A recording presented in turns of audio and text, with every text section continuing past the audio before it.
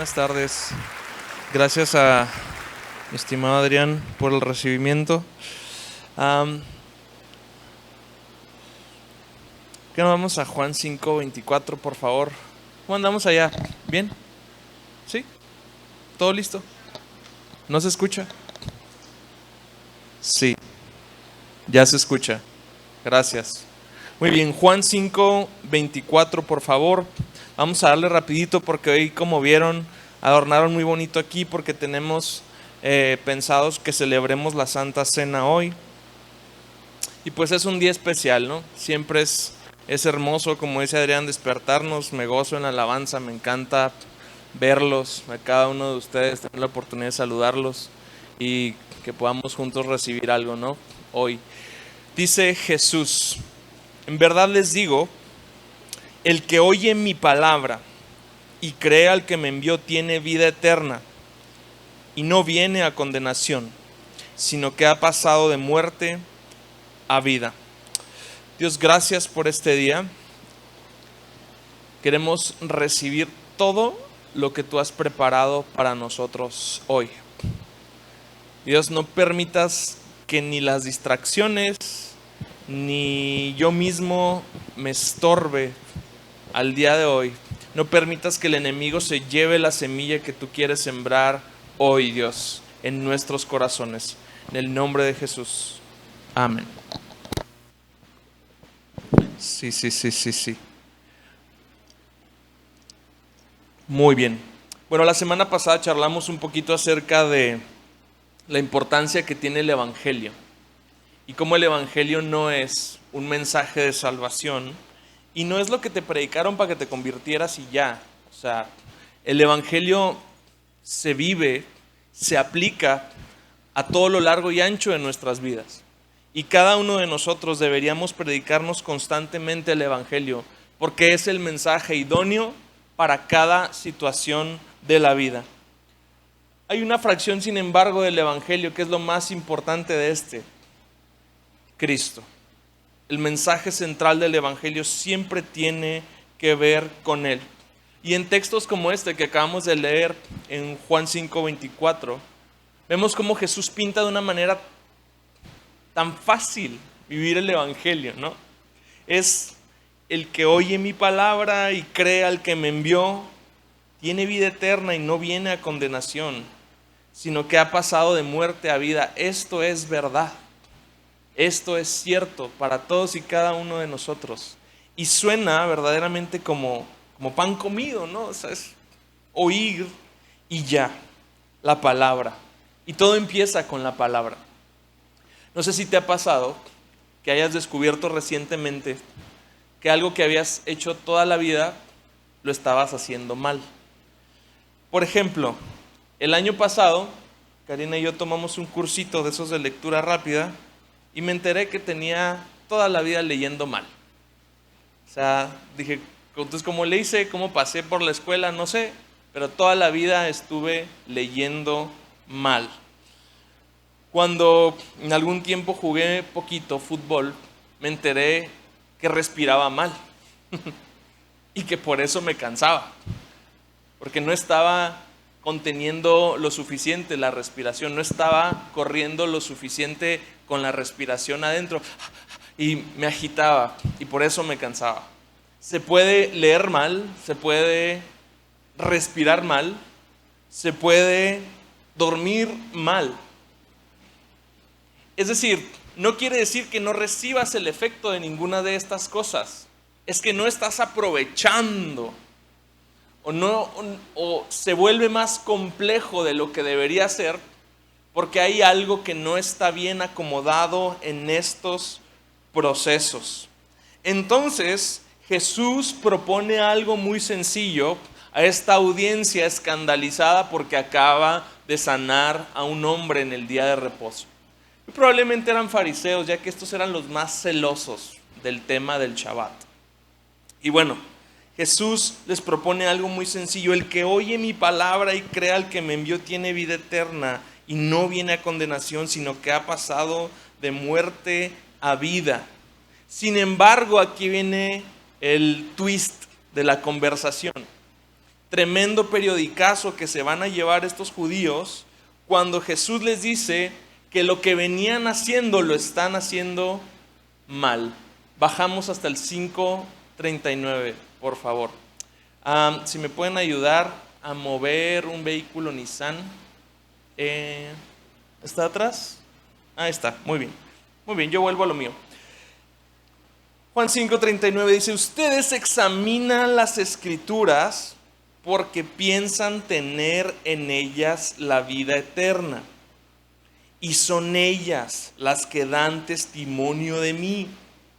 Pero ustedes no quieren venir a mí para que tengan esa vida. O sea, ¿cómo? Estas personas buscaban extraer de las escrituras lo que las escrituras deben de proporcionarles, lo que Jesús dice que sucede. Oigan mis palabras, crean al que me envió, entonces van a pasar de muerte a vida. Pero de pronto ellos ven interrumpidos este proceso, no acceden a la vida de las escrituras porque están fallando en ver a Cristo en las escrituras. Jesús se da cuenta de que algo está mal en el proceso que llevan a cabo estos hombres religiosos, que no les permite conectarse con Él, y el discurso continúa escalando. Y continúa escalando de tal forma en que todavía les pone otro periodicazo en la cabeza. Juan 5:45. No piensen que yo los acusaré delante del Padre. El que los acusa es Moisés, en quien ustedes han puesto su esperanza. Porque si creyeran a Moisés, me creerían a mí. Y aquí viene el pacatazo. Porque de mí escribió Él. ¿Moisés escribió de Jesús? Así es. Toda la Biblia habla de Cristo. La persona y la obra de Jesucristo están plasmadas a todo lo largo y ancho. Y el mensaje que está transmitiendo Jesús es: ustedes no pueden acceder a la vida de las Escrituras porque no me ven a mí en las Escrituras. Si ese Moisés al que ustedes tanto veneran y a quien se adhieren así de forma a pie juntillas a sus mandamientos, bueno, ese Moisés habló de mí, pero no podían verlo en las Escrituras. Entonces toca el turno de preguntarnos a nosotros: ¿cómo estamos leyendo las Escrituras? ¿Cómo nos aproximamos nosotros a la Biblia? ¿Nos aproximamos al igual que nos aproximamos a cualquier otra clase de literatura? ¿Buscamos en ella solamente sabiduría? ¿Buscamos en ella solo qué leer para agarrar a bibliazos a alguien? ¿Buscamos en ellas algo que sea más bien como una tarea moralizadora? Porque quizás una forma incorrecta de aproximarnos a las Escrituras sea la razón por la que tú y yo estamos quedándonos cortos en experimentar la vida eterna que Él nos prometió y que comienza aquí y ahora, amados. Aquí y ahora. Ya vamos tarde, ya empezó. Ya empezó la vida eterna. Por eso titulé este mensaje Leyendo a Cristo en cada página. Y como hoy pretendo ser más breve de lo normal, sin que eso implique un cambio muy drástico, sí quiero ir sobre 3 puntos rápidos que nos ayuden a entender y a leer a Cristo en cada página. El número 1 es: la Biblia es diferente. Si la Biblia es cualitativamente diferente de cualquier otro libro, no vas a encontrar en las páginas de la Biblia lo mismo que encuentres en cualquier otro libro, en cualquier otro sistema de literatura o cualquier otro género literario. Tú puedes ser muy fan de algún autor, tú puedes ser muy fan de alguna clase de literatura, pero no vas a encontrar jamás en ese autor y en esa clase de literatura lo que las Escrituras son capaces de ofrecernos.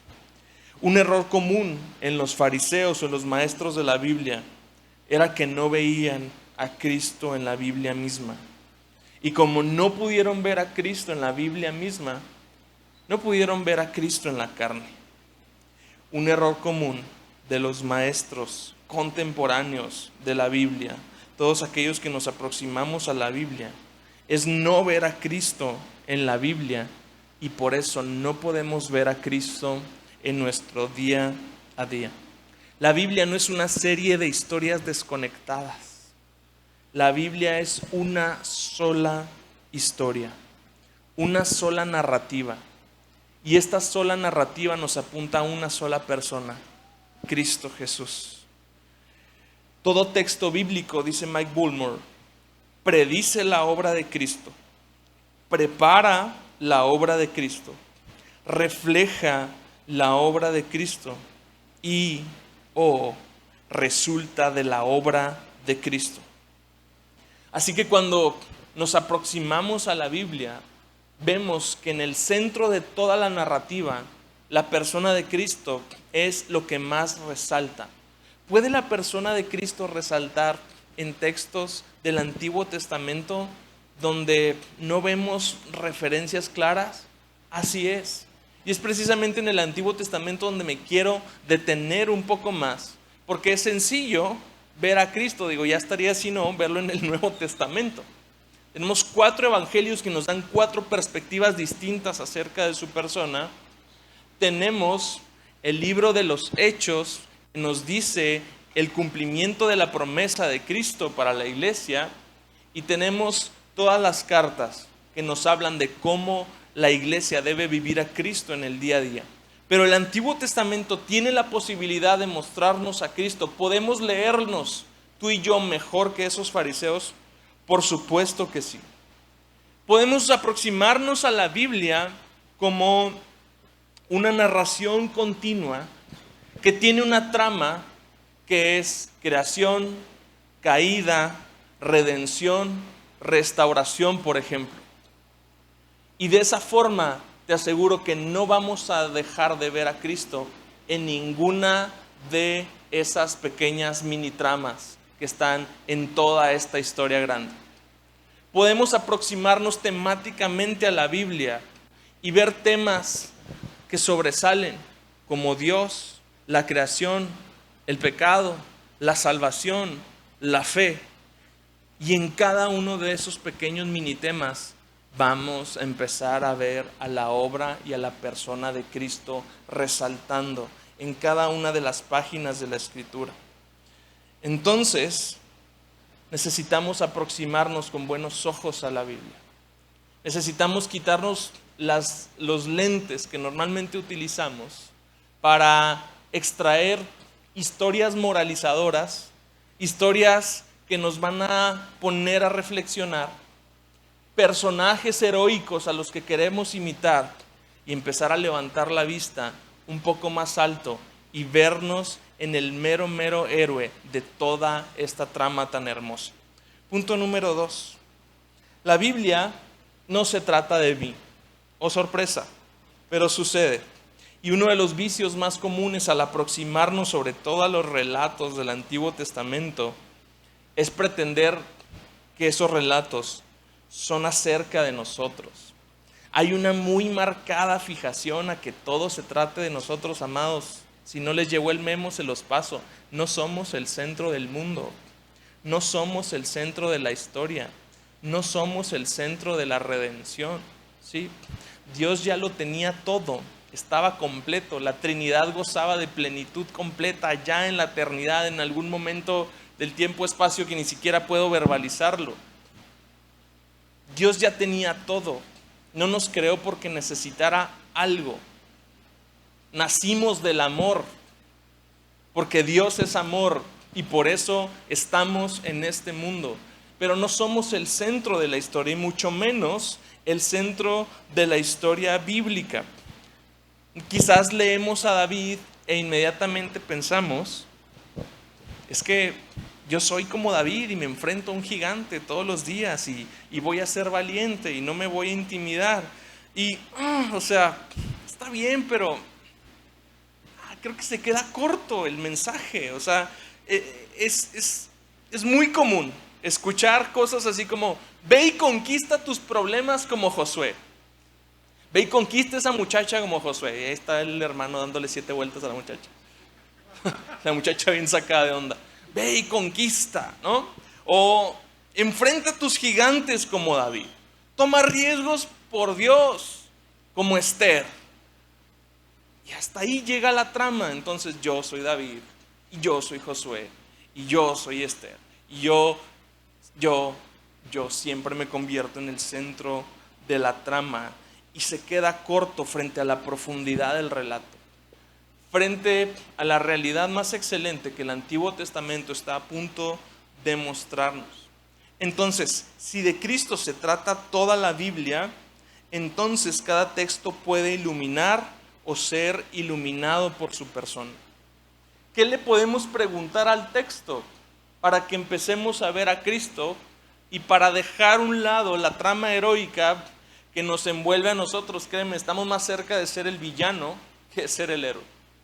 Quizás si nos viéramos envueltos en las mismas situaciones que David o que Saúl, hubiéramos terminado haciendo lo mismo que David o que Saúl, ¿sí? Entonces, ¿qué es lo que nos permite empezar a ver a Cristo? Preguntarnos cosas como: ¿cuál es la relación de este texto con el carácter y la obra de Cristo?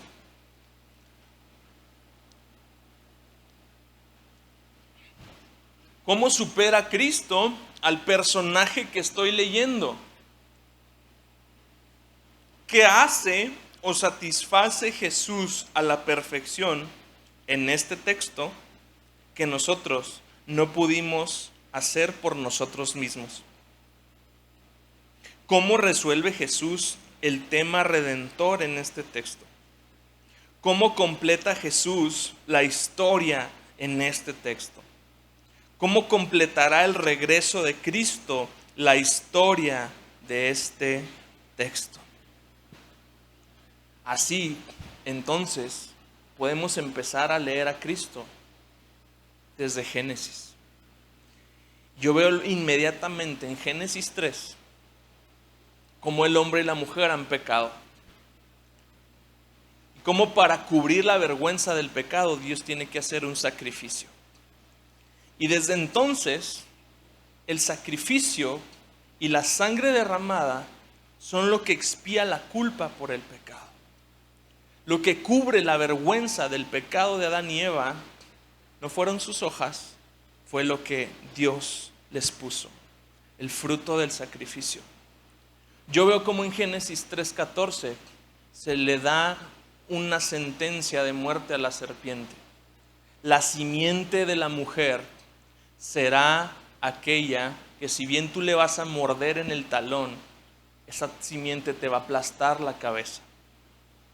A partir de ese momento, Eva, que hasta ese momento no se llamaba Eva, sino que se llamaba varona, vaya nombrecito, recibe el nombre de Eva, que es madre de todos los seres vivientes, porque Adán creyó el mensaje, que si bien es cierto a ellos la serpiente les había privado de la bendición y de la vida eterna, en algún momento de esa descendencia alguien se levantaría que finalmente le aplastara la cabeza a la serpiente.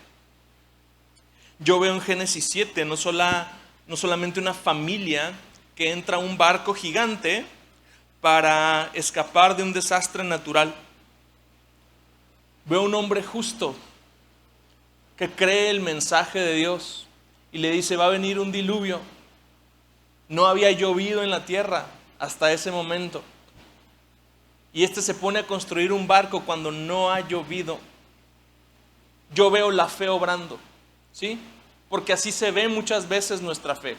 Estamos haciendo cosas para realidades que no existen, que son incomprensibles, que hacen que la gente se burle, que hacen que la gente nos tilde de fanáticos, de tontos, de necios. Pero es la obediencia a una voz en nuestro corazón, donde dice: hay un desastre que se está aproximando. Pero también veo algo hermoso en la historia. Veo un vehículo de salvación para toda la humanidad. Un solo vehículo de salvación para toda la humanidad, donde entraron representadas todas las naciones en forma de animales. Porque ese es el pueblo que Dios viene a salvar. Un pueblo de toda tribu, lengua y nación. Y así escapan del desastre en este relato. Yo veo a Cristo siendo el vehículo de salvación de la humanidad en la forma de esa arca. En Génesis 22, yo no solamente veo a Abraham ofreciendo a su hijo Isaac. Yo veo que la provisión final de Dios para este sacrificio no fue un carnero, fue su propio hijo.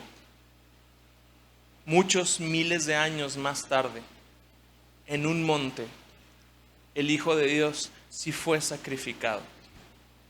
Yo veo que el sustituto final para ti y para mí fue un hombre, y fue Jesucristo.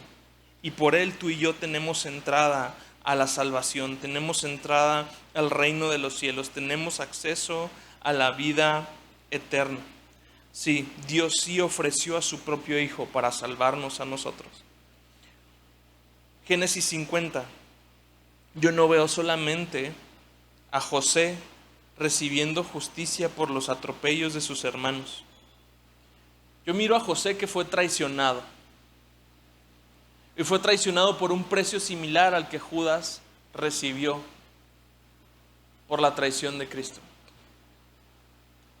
Y veo a un hombre que fue traicionado por sus hermanos, pero que habiendo sido traicionado por sus hermanos, finalmente esa traición, ese mal que ellos desearon para él, solamente llevó a consumar el plan de Dios que terminó en la salvación de esos mismos traidores. No, tú y yo estamos muy lejos de ser José el soñador. Tú y yo somos esos que traicionaron al maestro. Pero que él dijo, no fueron ustedes, fue Dios. Fue para la salvación de ustedes. En Éxodo, yo no veo a un pueblo que escapa de la tiranía de un imperio y va y se refugia al desierto. Yo veo a Dios guiando a su pueblo a través de un hombre, un profeta, alguien que habla las palabras de él, alguien que tiene una comunicación directa con él. Y que ahora tú y yo no somos esos israelitas, pero tú y yo a través de las aguas del bautismo hemos salido de la cautividad del pecado que era Egipto. Y ahora estamos en este desierto que llamamos vida, pero en este desierto que llamamos vida, que está más parecido al desierto que a la tierra prometida, tú y yo nunca dejamos de ver el favor de Dios, la misericordia de Dios, la provisión de Dios. Porque así como caía pan del cielo para que esos incrédulos comieran, así cayó pan del cielo y fue partido para que tú y yo no estemos pereciendo de hambre en esta vida. Así como Dios golpeó la roca y salió agua para que todo el pueblo tomara agua de la roca, así Cristo recibió el golpe de la ira de Dios por nosotros.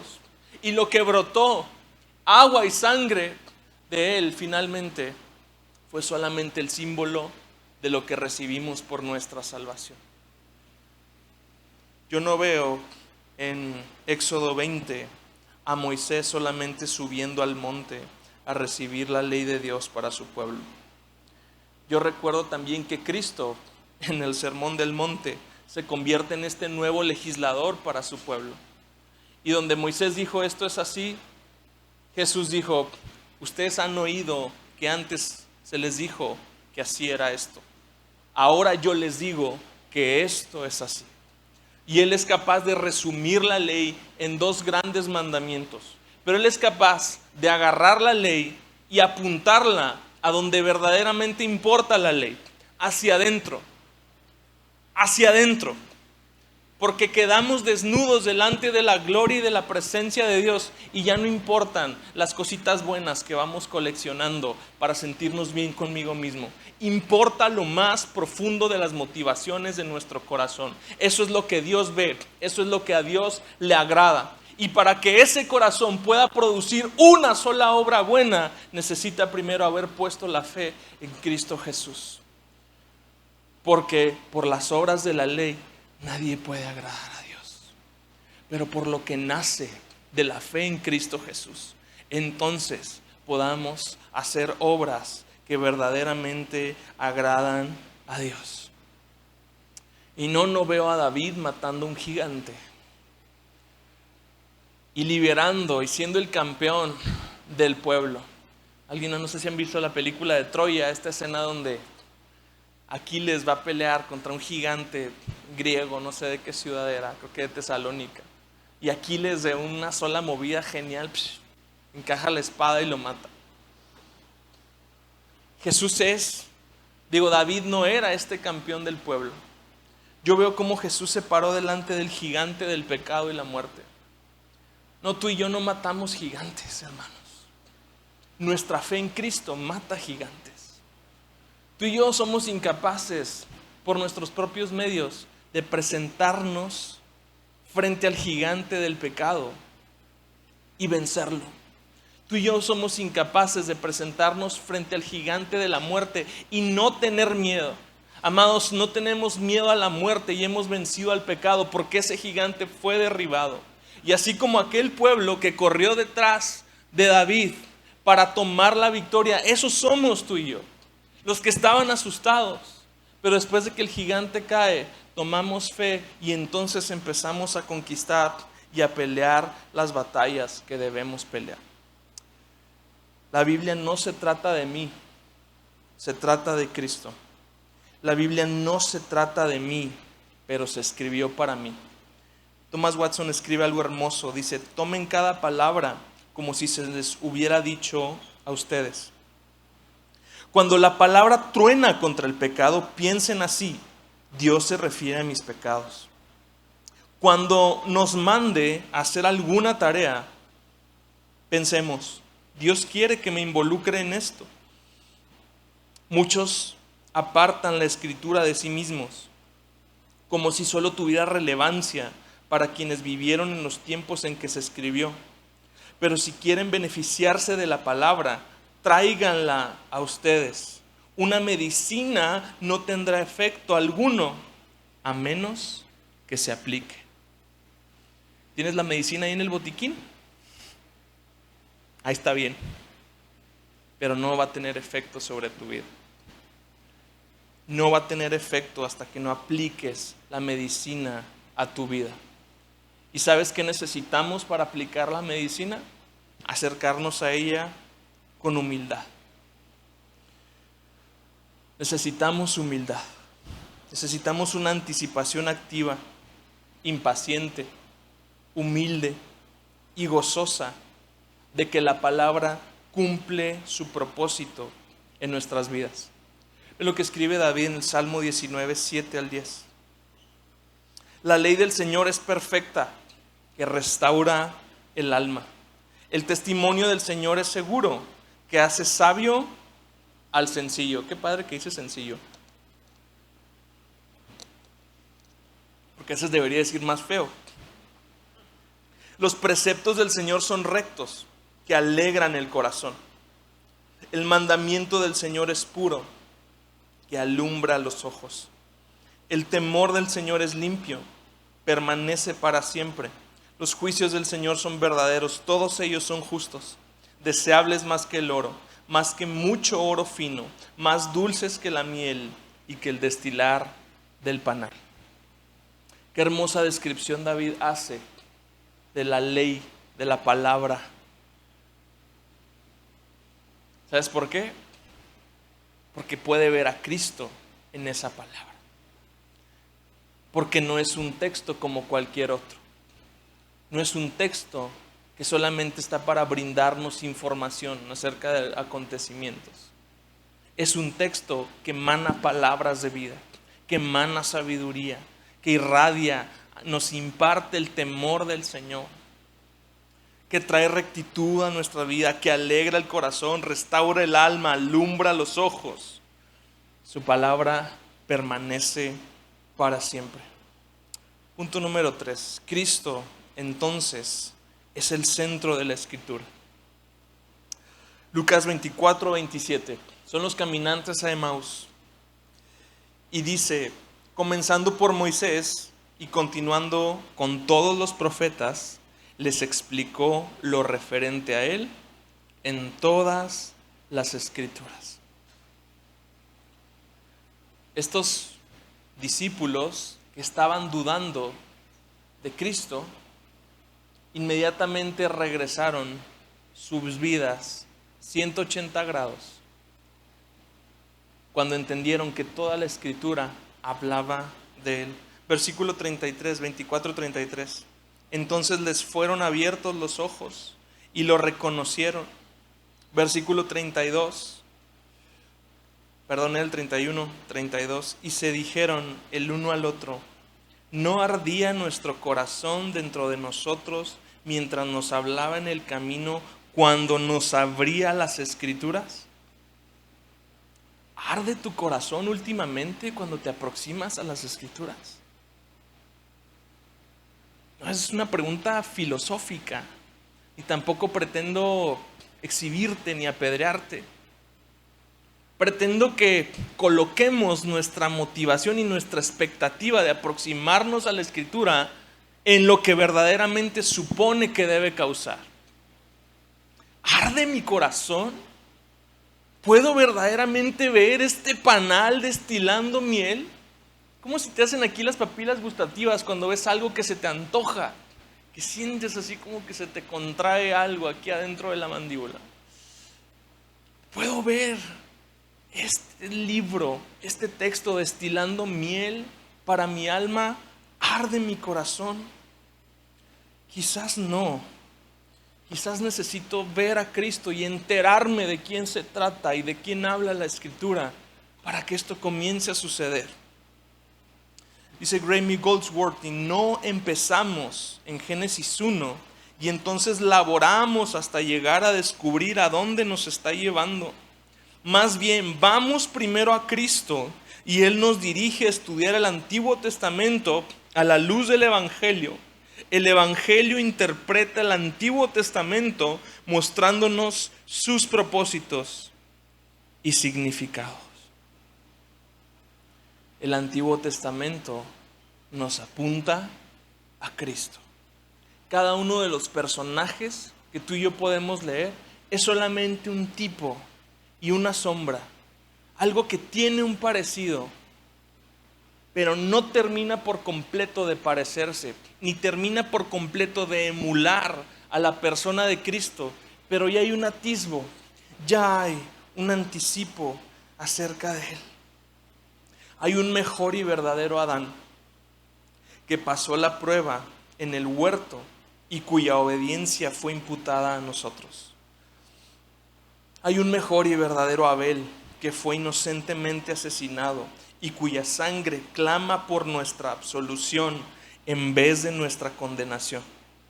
Hay un mejor y verdadero Abraham, quien contestó el llamado de Dios para dejar todo lo cómodo y familiar y salir al vacío y crear un nuevo pueblo de Dios. Hay un mejor y verdadero Isaac, el hijo de risa, de gracia, que no solo fue ofrecido por su padre en el monte, sino que sí fue sacrificado por nosotros. Hay un mejor y verdadero José, que a la diestra del rey perdona a los que le traicionaron y vendieron, y que usa su nuevo poder para salvarlos. Hay un mejor y verdadero Moisés, quien se pone en la brecha entre el pueblo y el Señor, y es mediador de un nuevo pacto. Hay un mejor y verdadero Cordero de Pascua, inocente, perfecto, indefenso, inmolado para que pasara de largo el ángel de la muerte. Jesús es el verdadero templo, Él es el verdadero profeta, Él es el verdadero sacerdote, Él es el verdadero rey, Él es el verdadero cordero y sacrificio, la luz verdadera y el pan verdadero. La Biblia no es una serie de historias desconectadas. Es solamente una narrativa que nos señala a una persona, a Jesús. Lucas 24, 44, estoy terminando.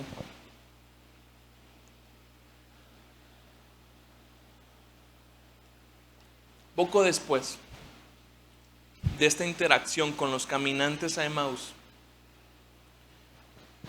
Jesús encuentra a sus discípulos y les dice: esto es lo que yo les decía cuando todavía estaba con ustedes, que era necesario que se cumpliera todo lo que sobre mí está escrito en la ley de Moisés, en los profetas y en los salmos. Estas palabras no son aleatorias ni son simbólicas. La ley de Moisés, la Torá, los profetas, el Nebim y los salmos o los poéticos, el Ketubim, eran los tres componentes del Tanaj, del Antiguo Testamento hebreo. Y lo que básicamente les está diciendo Jesús a sus discípulos es que todo el Tanaj, toda la Biblia conocida para ellos en ese momento, habla de Él. Entonces, versículo 45, les abrió la mente para que comprendieran las Escrituras. Y vaya que vemos cómo esa apertura de mente. Acuérdate que Lucas y Hechos eran un solo libro. Tú puedes terminar de leer Lucas y pasarte a Hechos y ves lo que hizo en sus discípulos el que Cristo les abriera la mente y les mostrara lo que verdaderamente dice la Escritura acerca de Él. Quizás es lo que necesitamos tú y yo en esta mañana, que Él nos abra la mente. Necesitamos desaprender la forma en cómo nos hemos aproximado a la Escritura, desaprender la forma en cómo la hemos entendido toda la vida, dejar a lo mejor estos modos religiosos en cómo nos aproximamos a ella, empezar a intentar a ver cómo este libro se trata de Cristo, me habla de Cristo y me atrae a Cristo, me muestra a Cristo para que yo pueda ser como Él. Vamos a ponernos de pie, por favor. Vamos a tomar la Santa Cena. Si me ayuda todo el grupo de alabanza, por favor.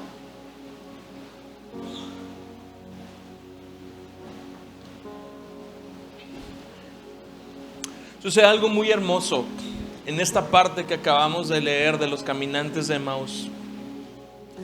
Ellos llegan a refugiarse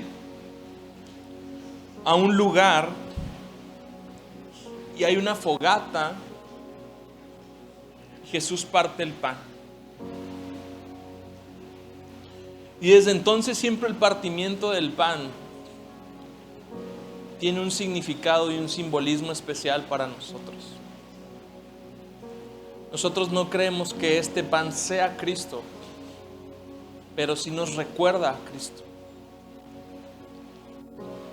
Hagan esto en memoria de mí. Fue la instrucción del Maestro. Dice Pablo en 1 Corintios 11, 23. Gracias.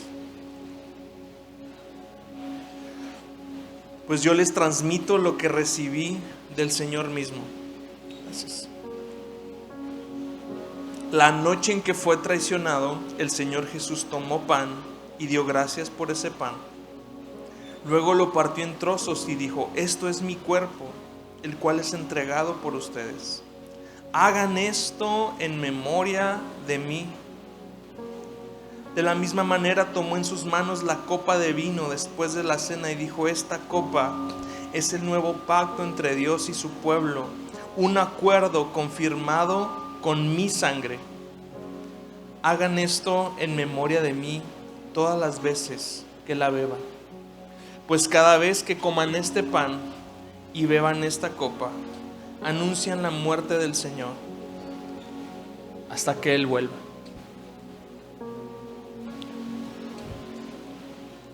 No es Cristo, pero nos recuerda a Cristo. Pero Cristo instituyó esta hermosa costumbre y durante más de 2000 años la iglesia ha practicado esta hermosa costumbre para recordar a Cristo, para sentir la presencia de Cristo de una manera más palpable.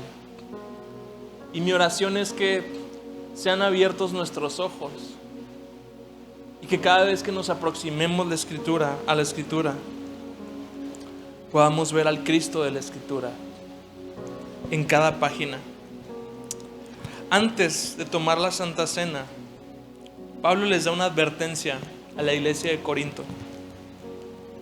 Por tanto, cualquiera que coma este pan o beba de esta copa del Señor en forma indigna es culpable de pecar contra el cuerpo y la sangre del Señor. Versículo 28. Por esta razón, cada uno deberá examinarse a sí mismo antes de comer el pan y beber la copa. Antes de tomar el pan y el vino, quiero pedirte que hagamos exactamente lo que dice Pablo, que nos examinemos a nosotros mismos y no nos permitamos tomar esto de forma indigna. Quizás necesitamos ponernos a cuentas con Dios, necesitamos arrepentirnos de algo. Toma este tiempo y hazlo. No te me quedes viendo, hazlo. Padre, no queremos aproximarnos indignamente ante la simbolización de tu cuerpo y de tu sangre, ante el símbolo que nos da unidad con todo el cuerpo de Cristo en todo el mundo, de toda lengua, tribu y nación. Hay un pueblo que te confiesa como Señor y Salvador. Hay un pueblo que mira la cruz y que siente esa salvación, esa esperanza. De toda lengua, tribu y nación, hay un pueblo que está escondido en ti junto con nosotros. No queremos hacerlo de forma indigna. Perdóname, Padre Santo. Me arrepiento de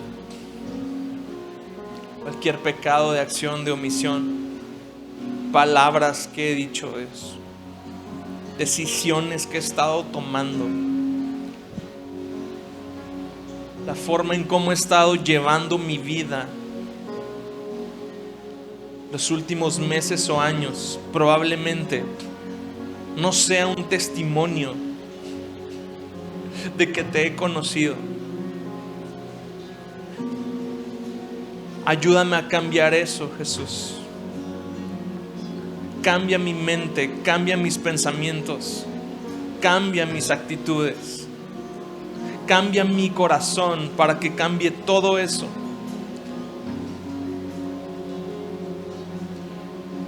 Nos arrepentimos, Dios, de todo pecado.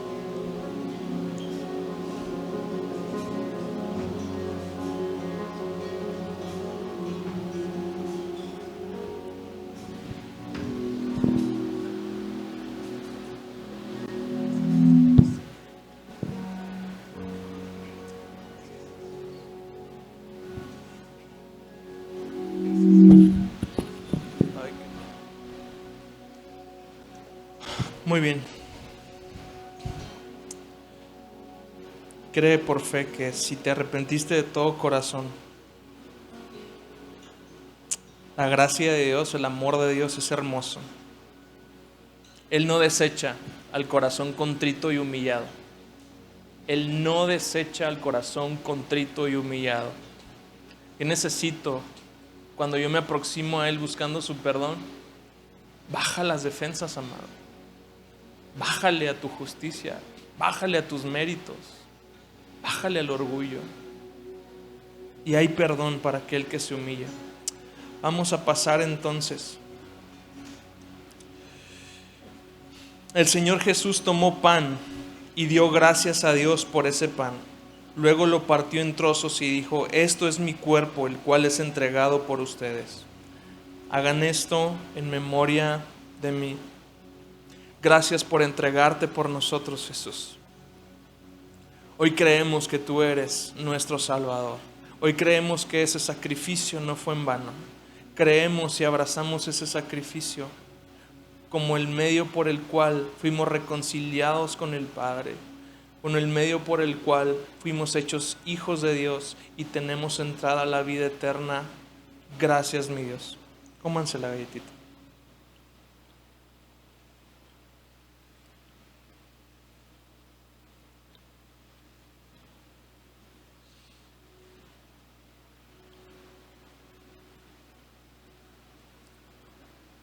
De la misma manera tomó en sus manos la copa de vino después de la cena y dijo: esta copa es el nuevo pacto entre Dios y su pueblo, un acuerdo confirmado con mi sangre.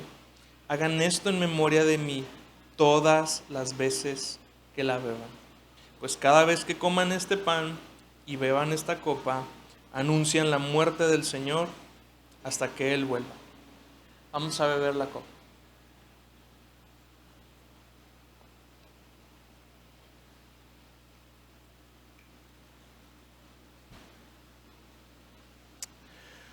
Gracias, Dios.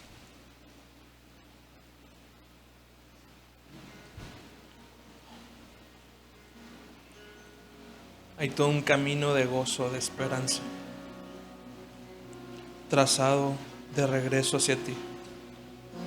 Queremos vivir en esta realidad, que el que oye tu palabra y cree al que te envió tiene vida eterna y no viene a condenación, sino que hemos pasado de muerte a vida.